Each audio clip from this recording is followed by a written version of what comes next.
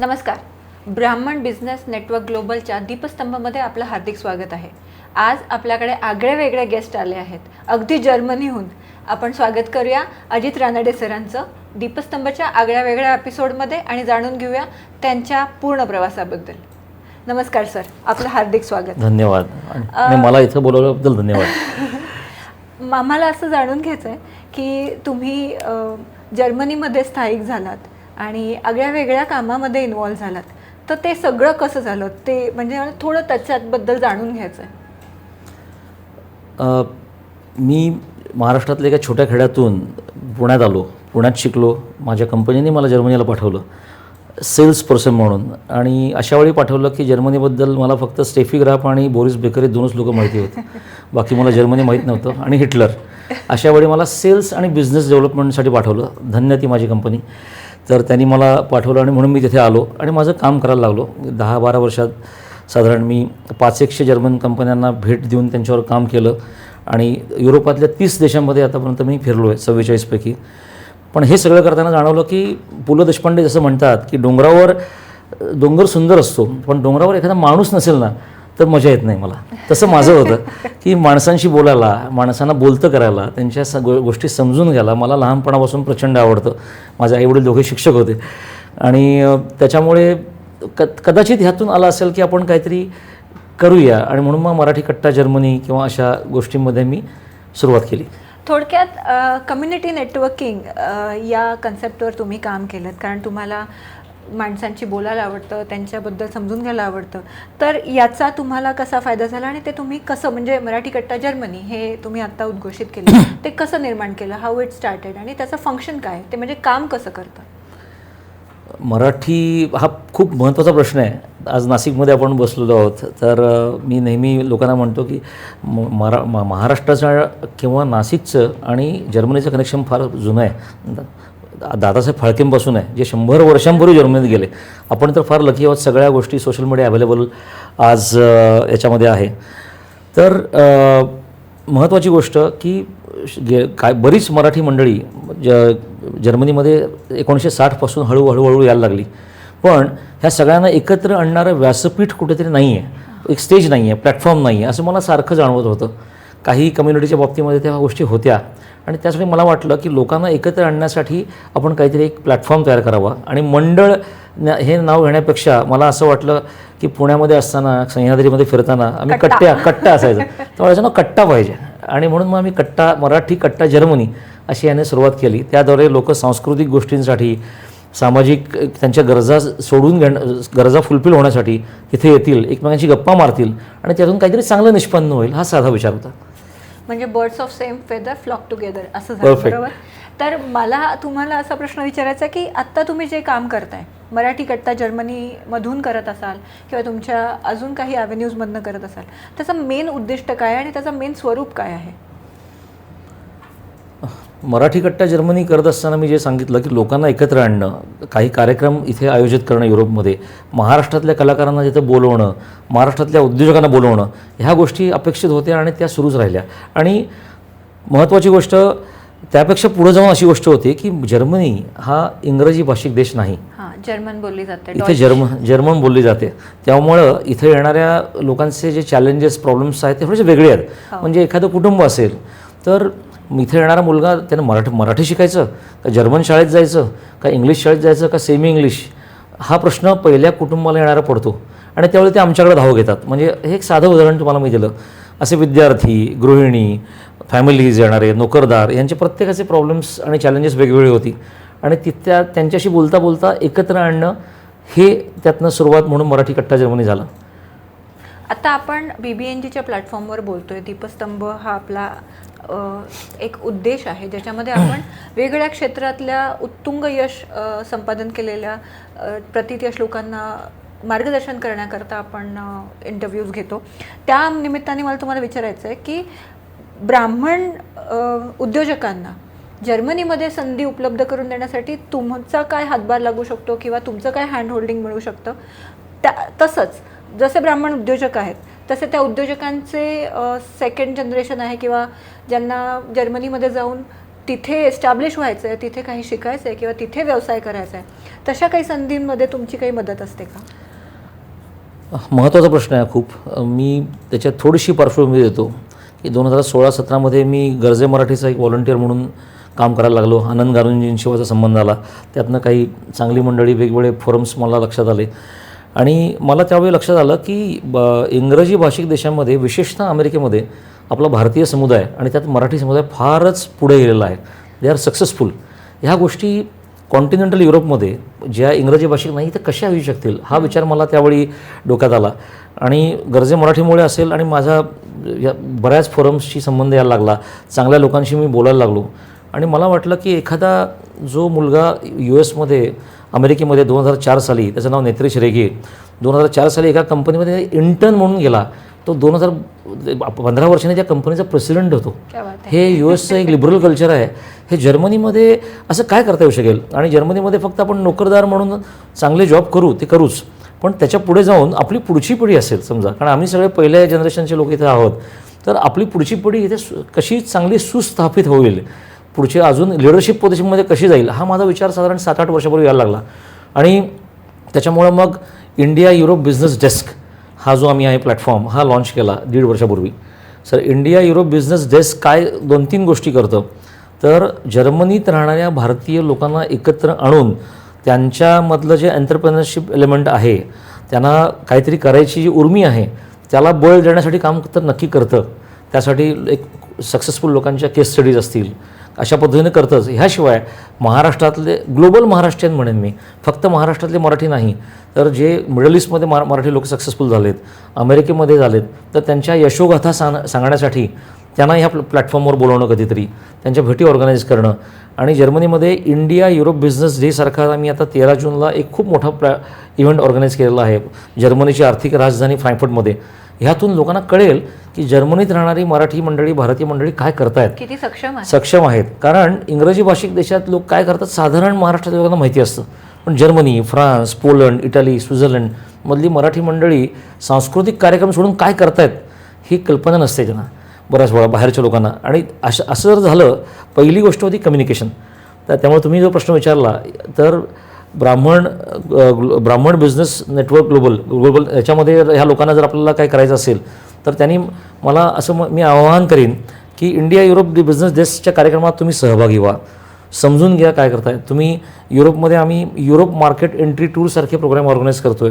आज नाशिकमधल्या लोकांना आपण तुमच्यामुळे आज भेटलो, काही चांगल्या लोकांना, त्यांनाही मी आवाहन केलं की तुम्ही पहिल्यांदा युरोपमध्ये या, बघा तिथं कसं काम होतं आहे, जर्मनीत कसं काम होतं आहे, तिथल्या इंडस्ट्रीजना भेटा. तिथे एक्झिबिशन्स जी 500-600 वर्षापासून जी परंपरा आहे, हॅनोव्हर मेसा असेल, फ्रँकफर्ट मेसा असेल, ते जाणून घ्या.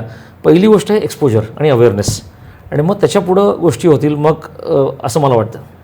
नाही, माझा प्रश्न असा आहे की तुमचं हँडहोल्डिंग कुठल्या पद्धतीने मिळतं, की आता आपल्याकडे अनेक उद्योजक असे आहेत ज्यांना कदाचित युरोपमध्ये त्यांचं एक्सपान्शन करायची प्रचंड इच्छा असेल आणि काही गोष्टींची क्लॅरिटी नसते. आणि आपण निर्मळ यांनी समजून घेऊयात की आपण इथून जे बघतोय तिथे तो सिनारिओ खूपच वेगळा असतो आणि मग त्याच्यासाठी लागणाऱ्या काही नॉर्म्स असतील किंवा काही परमिशन्स असतील, त्याच्यामध्ये तुमचं हँडहोल्डिंग मिळतं का, किंवा काही अपॉर्च्युनिटीज असतील तुमच्याकडनं त्या आहेत आणि मग आपल्याकडे त्या अवेलेबल आहेत, तर त्याची सांगड घालून एक जॉईंट व्हेंचर, जसं आम्ही गर्जे मराठीबरोबर BBNG असोसिएटेड आहे, त्या पद्धतीने गर्जे मराठीकडे काही रिक्वायरमेंट्स आल्या त्या आमच्याकडे हायलाईट होतात आणि त्या पद्धतीने आपले BBNGचे उद्योजक त्या संधीचा लाभ घेतात. तसं काही होऊ शकतं का? नक्की होऊ शकेल. आत्ता मी आधी म्हटल्याप्रमाणे सुरुवात आहे. जर्मनीमध्ये उद्योजकतेची सुरुवात आहे. अजून आत्तापर्यंतचा मराठी माणूस उद्योजकतेत नव्हता, हा एक नोकरदार समाजात नोकरदार होता. त्यामुळे ही सुरुवात आहे. मी असं म्हणेन नक्की संधी उपलब्ध आहेत. मी साधं उदाहरण देतो. जर्मनीची अर्थव्यवस्था जी आता 4.3 ट्रिलियन मी मगाशी म्हटलं आहे, पण ती अर्थव्यवस्था टिकवून ठेवणं हे जर्मनांसाठी फार मोठं आव्हान आहे. सार्वजनिक प्लॅटफॉर्मवर बोलतोय म्हणून पूर्ण जबाबदारीने बोलतो, कारण जर्मनीमध्ये असं म्हटलं जातं, Germans have failed in one thing, that is producing enough Germans. जर्मनीमध्ये पुढचे सक्सेसर्स उत्तराधिकारी बिझनेसला नाहीत. ही फार मोठी संधी चायनानं ओळखली आहे, ती भारतीयांसाठी आहे, ती आपल्या लोकांसाठी सुद्धा आहे. तर माझं म्हणणं आहे की सर्व्हिसेस देणं तर नक्की होऊ शकतं, पण इंडिया युरोप बिझनेस डेस्क आता अशा काही कंपन्या आयडेंटिफाय करायचा प्रयत्न करतो आहे ज्यांना सक्सेसर नाही आहे. ओके. पुढे जाऊन जर्मनीमध्ये. आणि ह्या आम्ही जर्मनमध्ये त्याला शब्द आहे मिडल स्टँड, MSME कंपनीज आपल्या भाषेत. तर अशा फार मोठ्या कंपन्यांना कदाचित आमची गरज नाही, अगदी खरं सांगायचं. पण ह्या मिड साईज कंपन्या सुद्धा मोठ्या आहेत. म्हणजे ह्या काही मिड साईज कंपन्या तर साधारणपणे 7 ते 8 बिलियन युरोज, अब्ज एवढ्या मोठ्या आहेत म्हणजे जर्मनीमधल्या. तर ह्या सेक्टरमध्ये ज्यांच्याकडे सक्सेसर नाही आहे किंवा ज्यांना पुढे बिझनेस चालवायचा नाही आहे, सक्सेसर असूनसुद्धा अशीही काही उदाहरणं आहेत.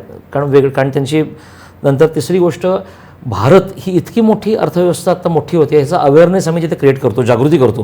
कारण लोकांना फक्त चीन चीन चीन एवढंच माहिती आहे. तर भारतात या. चीनमध्ये आता 5,500-6 हजार कंपन्या आहेत, भारतात 1,800 जर्मन कंपन्या आहेत. तुम्ही भारतात या, भारतात गुंतवणूक करा.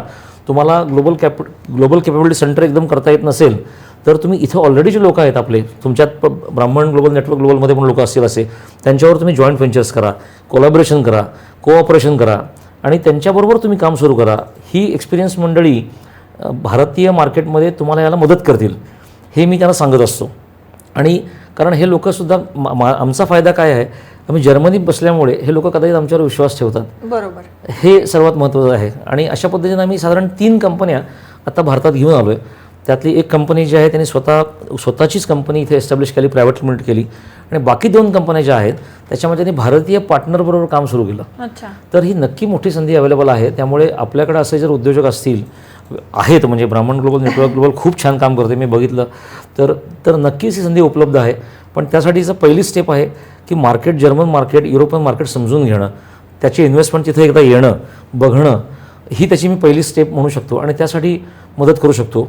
दुसरी गोष्ट, काही मोठी मंडळी आहेत आपल्याकडे, त्यांना समजा तिकडे कंपनी लिगल एंटिटी सेटअप करायची.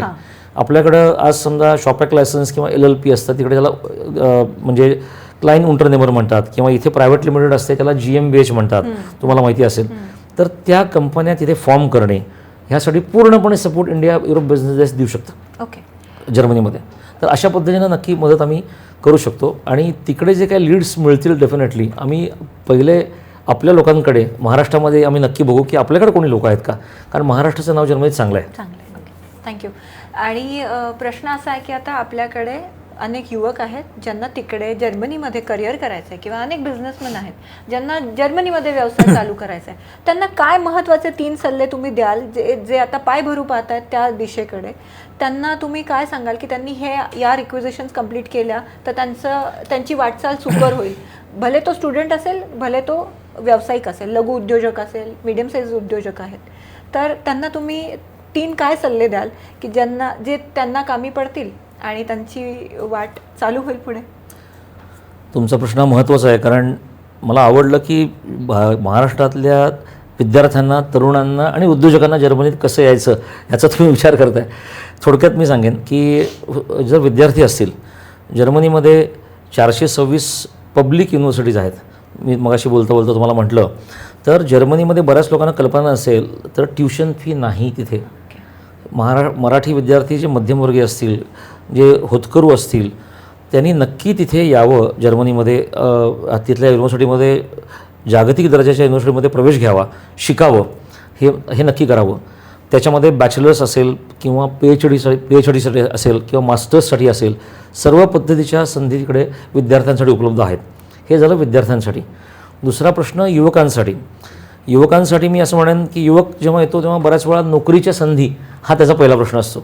मी असं म्हणेन, जर्मनीमध्ये आत्ता ज्याला व्हाईट कॉलर जॉब म्हणतात, पांढर पेशा पद्धतीचे जे असतात गोष्टी, त्याला आत्ता सध्या युरोपियन इकॉनॉमी ज्याला स्टॅग्नन्सी म्हणतो यातनं चालली आहे. मी जे अगदी आहे ते स्पष्ट सांगेन.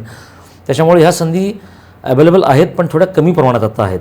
म्हणजे IT आणि ह्या सगळ्या गोष्टी तिथं थोड्या आता कमी प्रमाणात आहेत. मेकॅनिकल इंजिनिअरिंग आत्ता नोकरी म्हणून असेल तर बोलतो आहे मी. पण एक इंटरेस्टिंग गोष्ट अशी आहे, श्रद्धा, तुम्हाला कदाचित माहिती नसेल तर, आज जर्मनीमध्ये जर्मनीला कोणाची गरज आहे माहिती आहे? जर्मनीला plumbers, mechanics, railway drivers, nurses, doctors, health care professionals, शेतात काम करणारी माणसं यांची गरज आहे. आणि हे महाराष्ट्रातील लोकांना माहीत नाही. ते केरळमधल्या लोकांना माहिती आहे, तमिळनाडूच्या लोकांना माहिती आहे, आंध्र प्रदेशच्या लोकांना माहिती आहे. ऑपेर म्हणून खूप मुली जातात आता GZ मधून, त्यामुळे हे माहिती आहे, ऑपेर म्हणून जातात. बरोबर. आणि डॉक्टरसुद्धा, म्हणजे जर्मनीला नर्सेसची प्रचंड मोठ्या प्रमाणात आवश्यकता आहे. कारण ज्याला बेबी बूम जे म्हणतात, 1960 ते 50 ते 60 दरम्यान जन्मालेले लोक जे आता साधारण वार्धक्याकडे झुकलेले आहेत म्हणूया, 50 नंतर 50च्या आसपास केअरटेकर, त्यांना आता केअरटेकर हवेत पण नाहीत तिथं अवेलेबल. त्यामुळे आपल्याकडच्या मी कितीतरी केरळी नर्सेस बघतो, अतिशय डेडिकेटेड सिन्सिअरली काम करतात. मराठी मुलींनी हा विचार करायला हरकत नाही असं मला वाटतं, किंवा मराठी तरुणांनी हरकत नाही. मी एक साधं उदाहरण देतो तुम्हाला श्रद्धा. कोल्हापूरच्या एका खेड्यातल्या एका मुलीला आम्ही आत्ता जर्मनीत घेऊन आलो. कशासाठी का आणलं तर ती मुलगी BSc ॲग्रिकल्चर झाली होती आणि जर्मनीमध्ये साधारणपणे 5,000 भारतीय म्हशी आहेत. म्हशी या कधीतरी 30 वर्षापूर्वी आणल्या असतील प्रयोग म्हणून, काय करायचं, पण त्या सांभाळणार कोण? त्या मशीनची सगळी शुश्रूषा करायला लागते, बाकी सगळ्या गोष्टी लागतात. तर ही जी मुलगी होती BSc ॲग्रिकल्चर झालेली, तिचा इंटरव्ह्यू व्हॉट्सअप व्हिडिओ कॉलवरून त्या जर्मन शेतकऱ्यांनी घेतला. तो आम्हाला जर्मनमध्ये विचारत होता, आम्ही त्याला मराठी इंग्लिशमध्ये विचारत होतो. त्यानं त्याला एवढंच सांगितलं की त्या म्हशीला हाक मारून दाखव. शेतकऱ्याची मुलगी म्हशीला हाक मारल्यानंतर म्हैस त्याला रिस्पॉन्स देते. मलाही माहीत नव्हतं, मी शेतकऱ्याचा मुलगा नाही, शिक्षकाचा मुलगा आहे. पण तेव्हा तसं झालं तर तो म्हणाला ही मुलगी पाहिजे. 2 महिन्यात ती मुलगी तिथे आली. क्या बात आहे. मी उदाहरण दिलं, मी म्हणजे ग्राउंड लेवलचं आहे.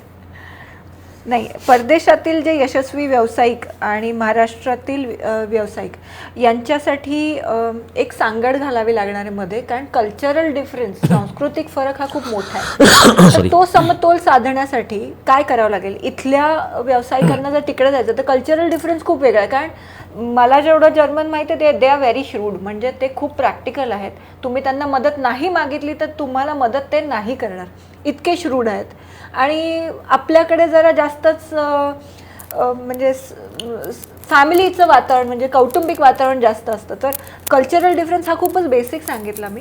पण मग हा समतोल साधण्यासाठी आपल्या लोकांनी तिकडे जाताना काय खबरदारी किंवा काय माइंडसेटमध्ये बदलाव करायला पाहिजेत? तुम्हाला अंदाज आहेच की तुम्ही मगाशी बोललात की हा इंटरकल्चरल डिफरन्सेस खूप आहेत, त्याच्यावर खूप बोलता येईल. पण अगदी साधं 2-3 साध्या गोष्टी सांगतो मी, की सेल्फ सफिशियंट होणं गरजेचं असतं. म्हणजे विद्यार्थी किंवा आपली बाकीची मंडळी जी तिकडे येतात, मी बरेच विद्यार्थी बघतो तिथं आल्यानंतर फक्त मॅगी, अंडी अशाच गोष्टी करता येतात, भात, स्वयंपाक येत नाही. वेळेस बाकीच्या लोक, कारण इथे आई, बहीण, बायको जे काय असेल सगळं करत सवय लागलेली असते, ताट मिळतं. मी अगदी साधं सांगितलं तर पहिलं सेल्फ सफिशियंट होणं फार गरजेचं आहे. आपल्याला ज्या गोष्टी आवडतात ना त्यातल्या निम्म्या गोष्टी आपल्याला हात करता आल्या पाहिजेत. या मलाही येत नव्हत्या, मी गेलो तेव्हा असं म्हणून, त्यातल्या थोड्या येतात आता. दुसरी गोष्ट, प्रत्येक गोष्टीला येस म्हणण्याची सवय जी आपली आहे, मी करतो, हो मी करतो, मला येतं असं नाही. जर्मन मंडळी तुम्हाला म्हणतात हे मला येत नाही. म्हणजे उदाहरणार्थ आपल्याला IPL, बॉलिवूड आणि काय पिक्चर हे ते सगळं मुलांना माहिती असतं.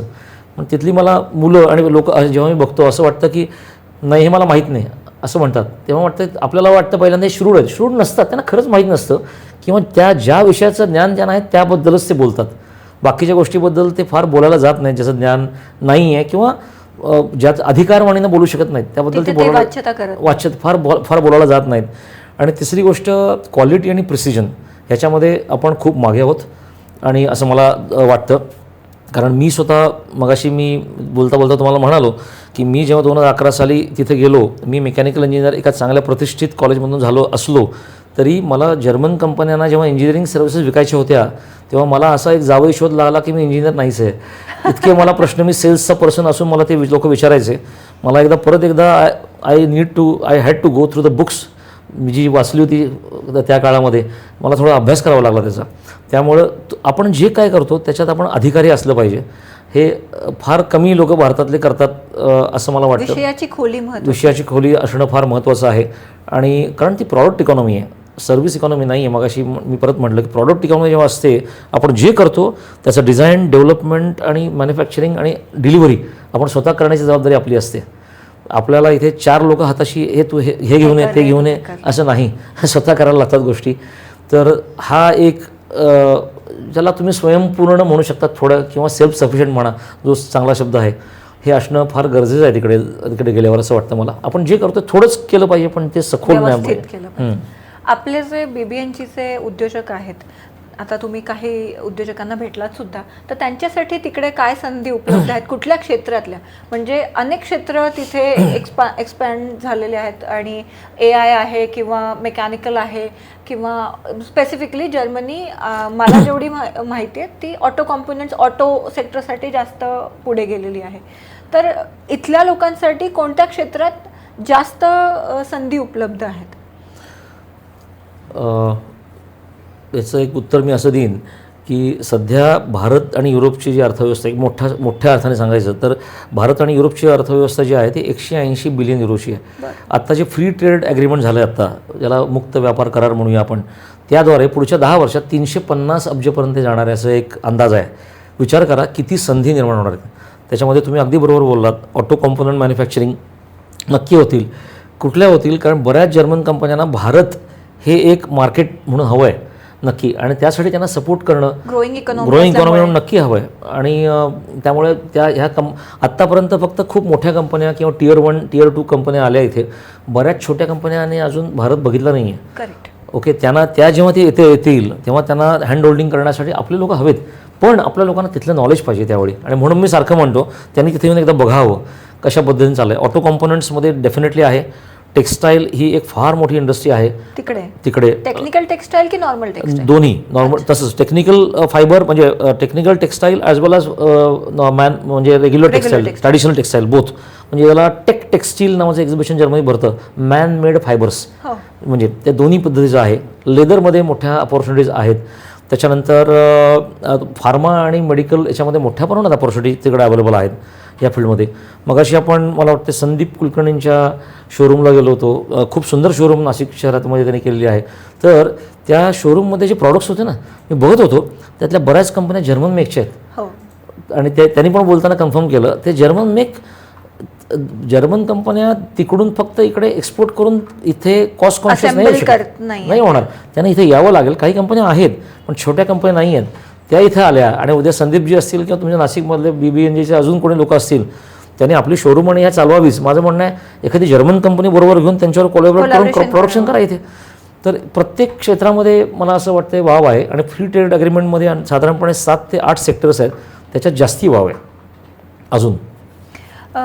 म्हणजे आता आपण जर्मनीबद्दल बोलतोय म्हणून तिथल्या व्यावसायिकांनी आपल्या महाराष्ट्रात किंवा BBNGच्या एक्झिस्टिंग उद्योजकांमध्ये इन्व्हेस्टमेंट करावी किंवा काही योगदान करावं असा स्कोप आहे का? कारण आता तुम्ही म्हणालात की जर्मनी आता एक मोठ्या विषयाशी झगडते, that is second generation line. म्हणजे आता डिंकमुळे होतं डबल इन्कम नो किड्स. आणि मी पण त्याच थॉट प्रोसेसची आहे की जिथे ऑपरेशनल तुम्हाला जेव्हा व्हॅल्यूज मिळतात, म्हणजे सेटअप रेडी आहे आणि तुम्हाला फक्त ऑपरेशनल सुविधा द्यायच्या आहेत, that becomes very easy for Indians. Because आपली थॉट प्रोसेस आहे ना ही खूप ॲनालिटिकल आहे आणि आपण फ्लेक्झिबल असल्यामुळे आपण कुठल्याही एन्व्हायरमेंटला लगेच अडॅप्ट होऊन जातो. तर तसं काही करता येईल का की इथले युवक आहेत जे धडाडीचे आहेत आणि त्यांना तिथे काही सेटअप आहे तो रनिंगला घ्यायचा आहे किंवा तिकडे त्यांना तो चालवायचा आहे किंवा विस्तारित करायचा आहे, असं काही होऊ शकतं का? हा प्रश्न कळीचा प्रश्न असं म्हणून मी. पण ह्याच्यात महत्त्वाची गोष्ट अशी आहे की आपल्या लोकांकडे, भारतीयांकडे महत्त्वाकांक्षा, ॲस्पिरेशन जे म्हणतो ते प्रचंड प्रमाणात आहे. आणि जर्मन लोकांची एक मी मानसिक तुम्हाला त्यांची मनोवस्था सांगतो कशी असते, ही जाणून घेणं महत्त्वाचं आहे. आणि म्हणून मी परत सारखं म्हणत असतो तुम्ही येऊन पहिले इन्व्हेस्ट करा, समजून घ्या. जर्मन गोष्ट कुणी काय सांगितलं म्हणून विश्वास ठेवत नाहीत. कदाचित त्यांच्याकडे जी युद्ध झाली किंवा त्याचा मानसिकचा परिणाम असेल ते विश्वास ठेवत नाहीत ताबडतोब. म्हणजे मी आता हे करतो, मी इन्व्हेस्टमेंट करतो, मी कंपनी विकत घेतो. म्हणजे एखादी मिटलस्टँड MSME कंपनी, जर्मन कंपनी जरी डबघाईला आली असेल आणि त्यांचे प्रॉडक्ट चांगले आहेत आणि ताबडतोब कोणी इन्व्हेस्टर त्यांना मिळाला, ह्याचा अर्थ ती घाईघाईनं विकणार नाहीत. They will look for a real person जो जेन्युइन आहे, जो ग्राउंडवर काम करतोय, ज्याच्यावर त्यांचा विश्वास आहे. म्हणजे एकदाच फक्त पैसा फेको तमाशा देखो असं नाही होणार तिथे. असं असतं तर अरबस्थानमध्ये मधले सगळे लोक तिथे 5-5 मिलियन न्यायला तयार आहेत कंपन्या काढायला. असं नाही आहे त्यांना. कारण आत्ता जे काय चाललं आहे 2 महिन्यामध्ये मी आता बघतोय म्हणून सांगितलं, तर तिथे येऊन त्यांच्याबरोबर थोडंसं एक बॉन्डिंग होणं गरजेचं आहे. आणि त्यासाठी हे आम्ही इंडिया युरोप बिझनेस देश अशासाठी केलं की आपले लोक जर्मन लोक, युरोपियन लोक यांचे बॉन्डिंग निर्माण झालं पाहिजे आणि ते बॉन्डिंग जर झालं ना तर पुढे जाता येईल, नाही तर नाही होणार गोष्टी. म्हणूनच मी हा प्रश्न विचारला, कारण तुम्ही आता BBNG बरोबर असोसिएट झालाय. नेटवर्किंग करताना आपण ह्या सगळ्या गोष्टी जेव्हा करतो तेव्हा मला असं कधी कधी लक्षात येतं की ट्रस्ट, आता तुम्ही मेन्शन केलं म्हणून, हा खूप महत्त्वाचा पाया मानला जातो की विश्वास आहे बाबा. आता तो आम्ही इथे बसून तर नाही करू शकणार आणि आम्ही तिथं आल्यावरती ते मेटल प्रूव्ह करायला, प्रत्येक गोष्टीला रंग यायला वेळ लागतो. तसं तुम्ही तिथे आहात, त्याचा तो फायदा घ्यायचा माझा हा प्रश्न होता की सर आहेत किंवा सरांची संस्था आहे तर ती आपल्याला नक्कीच एक प्लॅटफॉर्म तयार करेल.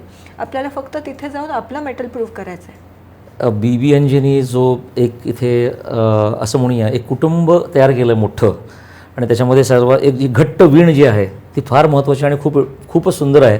याबद्दल 100पैकी 100 मार्क्स. त्याबद्दल मला मी सांगणार, मी खूप लहान माणूस आहे. जर्मनीबद्दल मी एक अधिकार म्हणून असं सांगू शकतो की हे सगळं बरोबर आहे, पण जर्मनीमध्ये नाती ही जी असतात ही बिझनेसमॅन नाही आहेत. हे मी अगदी नक्की सांगेन. मी जर्मनीची आर्थिक राजधानी जी आहे फ्रँकफर्ट नावाचं शहर, नाशिकपेक्षा लहान आहे, तर पण तिथे 200 बँकांची हेडक्वार्टर आहेत. युरोचा जन्म पण तिथे झाला, तर तिथे मी राहतो आणि तिथे काही माझे जर्मन मित्र जे माझ्यापेक्षाही खूप मोठे आहेत वयाने, मी बघतो जर त्यांना वाटलं की माझा मुलगा इतका माझा बिझनेस जो 3 जनरेशनपासून पिढ्यांपासून चालला आहे तो चालवण्यायोग्य नाही आहे, त्याला मी संधी दिली आहे वारंवार, असं नाही की दिली नाही आहे, पण नाही आहे योग्य, तर तो बंद करतील.